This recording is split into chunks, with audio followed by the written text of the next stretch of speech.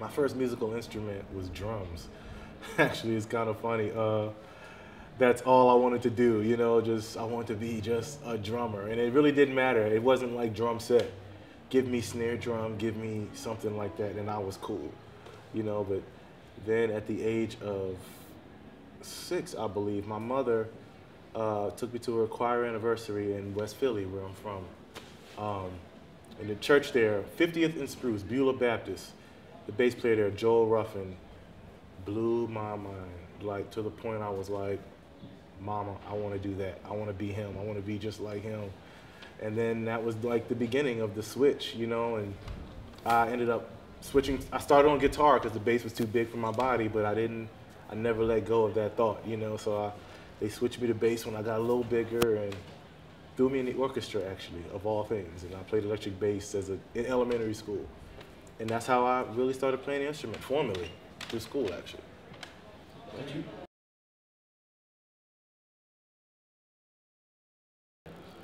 I started on electric bass, and I was in the orchestra for years. I mean, from like 7 all the way through high school, all the way through college, you know, but I ended up, the school got an acoustic bass, and it was just like, here, you know, start playing that.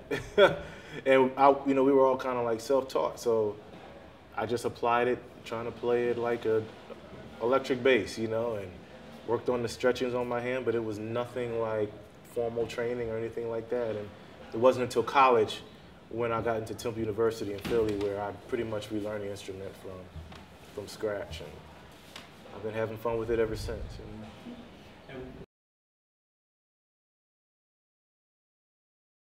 know?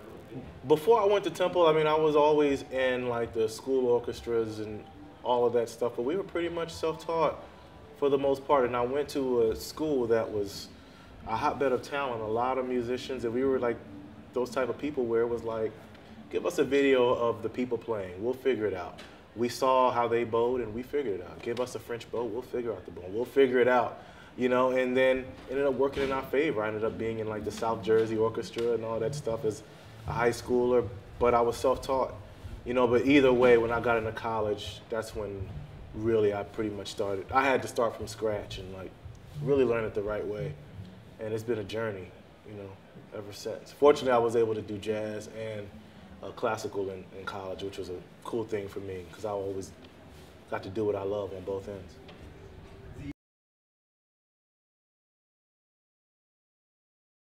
Terell Stafford. Terell Stafford, man. He was pretty much my professor all the way through college, and he remembers me coming in for my audition, and they said, you know, play a standard, and I didn't know any.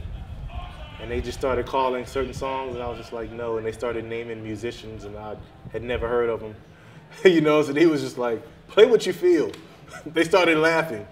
And I was like, okay, thanks. Shall I cry now? But I started playing anyway and ended up working out. Like, I got in, and he stuck with me from the beginning.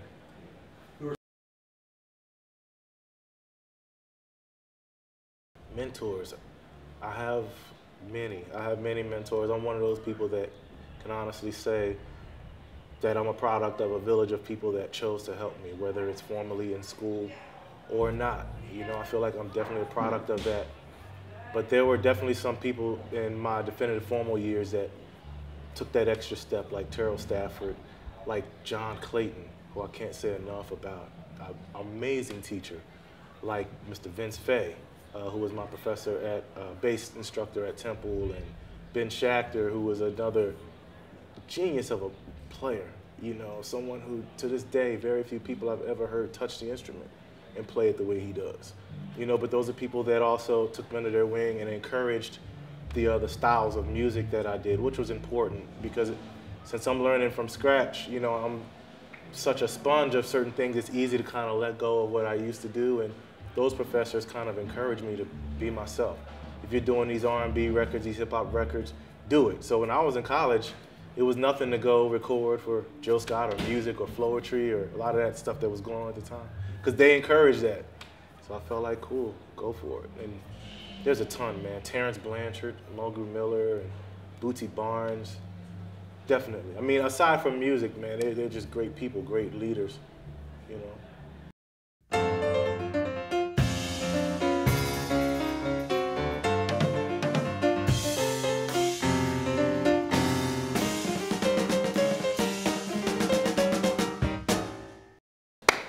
Derrick Hodge.